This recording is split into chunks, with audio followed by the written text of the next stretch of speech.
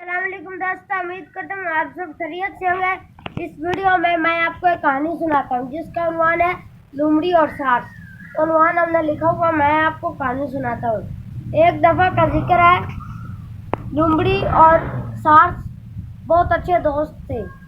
इनकी आपस में बहुत गहरी दोस्ती थी। एक दफ़ा लोमड़ी ने सार्स की दावत की और दावत पर बुलाया। लोमड़ी ने सब कुछ प्लेटों में डाला हुआ था जिससे सार्स खा नहीं सका। सार्स गुस्से होकर बैठा रहा और लोमड़ी से कुछ न कहा।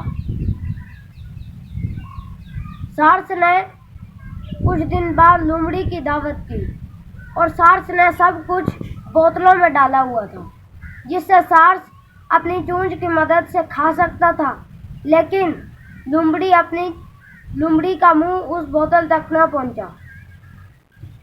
वो ना खा सकी, वो भूखी बैठी रही और सार्स की तरफ देखती रही। नतीजा जैसा करोगे वैसा भरोगे। अल्लाह हाफिज़।